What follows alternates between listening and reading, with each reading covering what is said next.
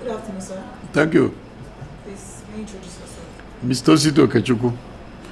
I work in Voice of Nigeria, and I'm a member of the APC, All Progressive Congress. It's good to have you here, sir. Thank you very much. A quick question, sir. Today, the clashes between farmers and herdsmen has been on the increase, and it seems to have defined solution. What can you say about this? You cannot defy solution. There's no problem on earth that doesn't have solution. What you can say is that the solution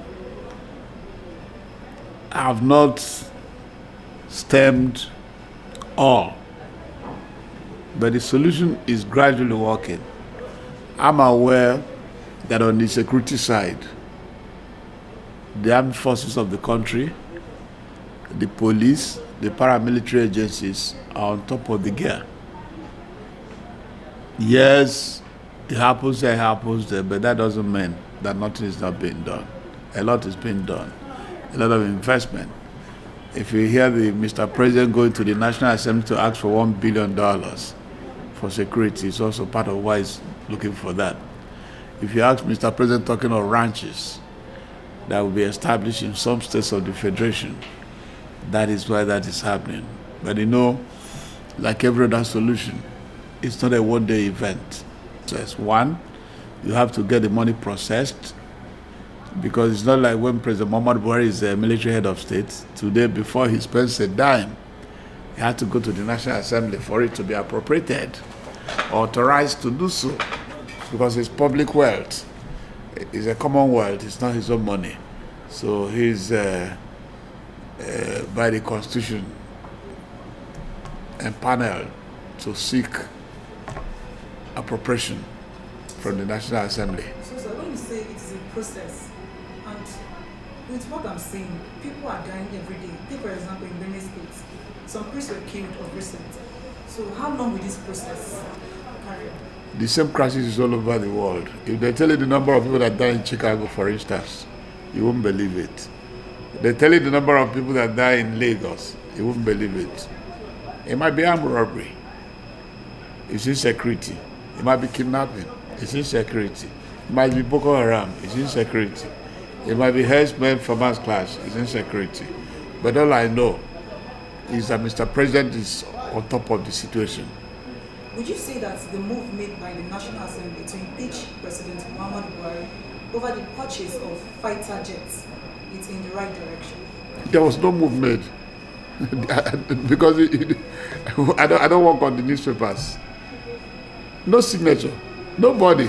You know, before if you go through that 1999 Constitution of the Federal Republic of Nigeria, before you impeach Mr. President, you go around to look for signatories. And you must get about 2/3. So by the time you collect the signatories, you now write to the chairman of the National Assembly, who is the Senate President, and the Speaker of House of Representatives. None of those have been done. Now somebody got up to say, impeach Mr. President. That cannot be called a move. Okay. So would you say that it was the right thing for Mr. President to purchase the fighter jets? We have been looking for that equipment for the past 10 years. It was because of Mr. President Muhammad Buhari's integrity quotient that Americans agreed to give him. They didn't give the previous administration because they were not sure how they would manage it. So it's an opportunity. It's not about pleasantries. Did you hear anybody say that Mr. President had inflated the cost of those Tucano jets? Did you hear anybody say that? So the man is sure of what he's doing. So he doesn't need to blink an eye. If any of them had discovered that he added a kobo, that could have gone to the rooftop. But they have gone back to the Americans to know actually that that's what it is at the dot. So, sir, would you say that this current administration has performed credibly well to warrant President Muhammad Buhari to say that he wants to come back in 2019? Yes. Yes. He's carrying out the most massive infrastructural development of the country. Mr. President said he's not an engineer, he's not an economist, he's a military person. But when he made inquiries, they told him that while there's gross unemployment, is because the private sector is not doing well. And he asked why. They told him without critical infrastructure on electricity, transportation, and to get their people to feed themselves, not to import food items. That's why he embarked on those critical infrastructure, to allow the private sector to blossom. Because today, most of the percentage, about 80% of those who call themselves captains of industry have no factory. Okay, so it seems like Mr. President is focused on infrastructure and forgetting about security in Nigeria. And Nigerians are beginning to worry a lot because people are dying every day. And other people are even starving. People don't have food to eat. And you say it's warranting to come back in 2019? That's why he had made a significant reduction, about 57 to 80% reduction in rice importation. Why is rice being grown now? It's in Nigeria now. It's in Nigeria. There's one he is embarking on in Enugu, cassava and rice. Same in Abakaliki. He started in Kebbi. It's spreading around the country. But those cannot gain traction in a year. Because you need to source the funds. And if you are borrowing a country money, you need the National Assembly to authorize it. So, sir, what is your message to Nigerians in this crucial time of another political experiment? Well, it's not an experiment. It's not an experiment. What are you calling an experiment? Don't get yourself the other way. Nigerian democracy is coming full-blown. In liberal democracy, when suddenly you find that two major political parties dominate the ground, in America, it's not only two parties, but two major dominate the ground. In the UK, it's not only two political parties, but two major dominate the ground. In India, the same thing. In Pakistan, in Indonesia, in Brazil. Kilos, ask yourself, why is there insecurity? It's because most Nigerian youths are idle, who have not been provided enough grounds to work. Some graduated 10 years ago, they have nothing doing. Some 4 years, some 2 years. So, since the government cannot employ all, it becomes imperative. You said Nigerian youths are idle. No, I'm not saying Nigerian youths are idle. I'm saying a lot of youths that graduated have no employment. Yes. They are finding it difficult to do something because of lack of electricity, transportation, that could have allowed them to use their brains. I don't know whether you have been to your village recently. I was in my village. I saw a lot of young girls and boys. What employment? And there's little we can do except to get them functional.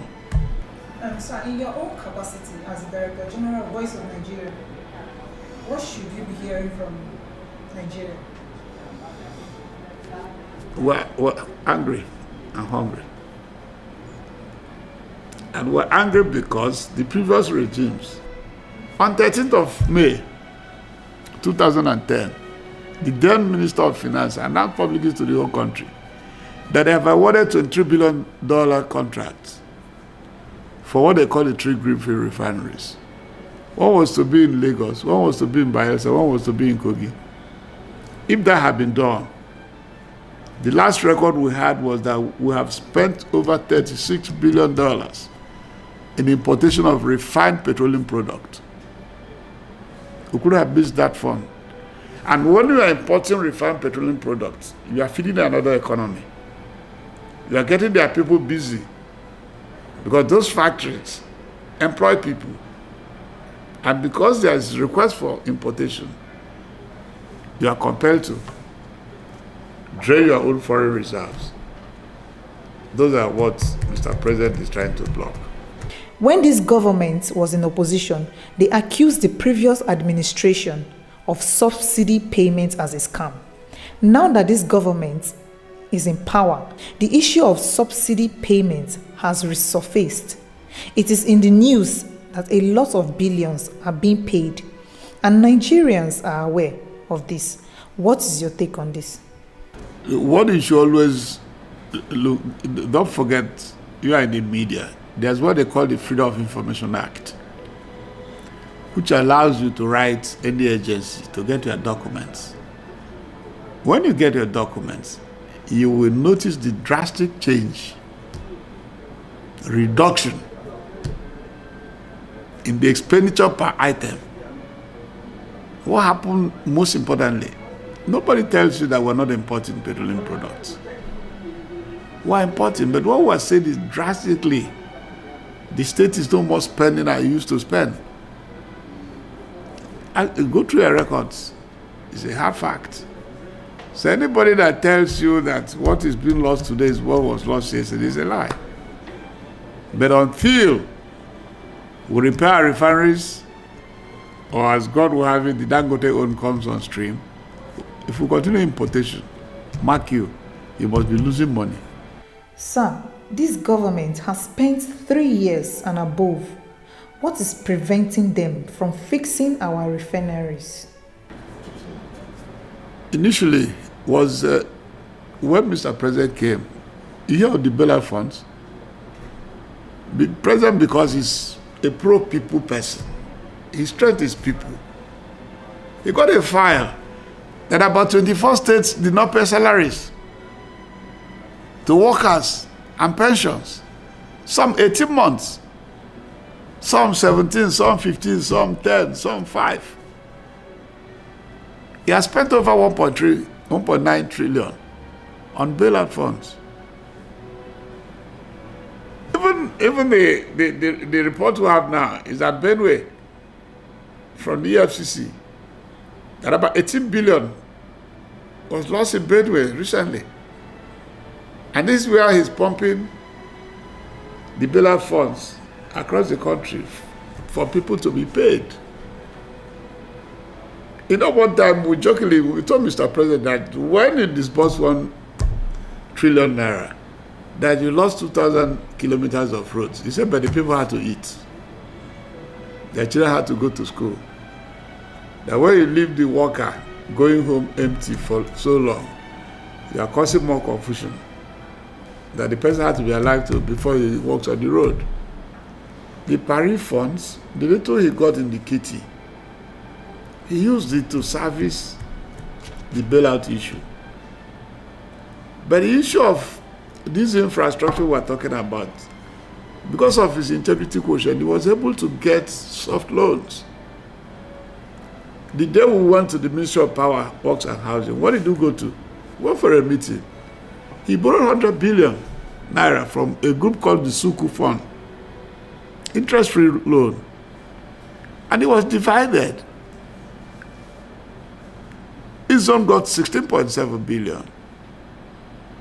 We went for a meeting. They asked us which of the roads in the southeast do we make priority. We said Enugu, and it's Enugu, Porakot. Combining with Benue, 9 Mile to Makurdi, to combining with Cross River, Aba to Cross River, combining with Akwa Ibom, Umuahia to Ikotekpene. That's how it was rationed. So the little, where there are borders, the money is shared. Where there are no borders, it's pumped into that geopolitical zone's own allocation from the 100 billion. So you cannot borrow the 100 billion and push it to eat it. So you must show the creditor what they are doing with it. And they agreed with their survey that immediately you finish the roads, if you start tolling the roads, it won't take time, you recover the money. Please, sir, it is very important that you throw more light on this issue because a lot of Nigerians, except a few, knows about this Sukuk project. I have traveled across the east and thereabouts where I saw the signboards. People don't really seem to know about this. No, you are not telling the people. The people are not idiots. They know. They know that when you are selling oil at about $40 per barrel, you have no money left. Do you get that? So severally have been said and explained. It's good that the media had to give it touch and hype it. billion was borrowed, naira, and divided per geopolitical zone. And the intermediate, the roads that are cut across borders, were allocated some funds. But the minimum each geopolitical zone got was $16.7 billion, naira. And it was given priority attention. And it's a soft loan. Thank you very much. Thank you. I appreciate it.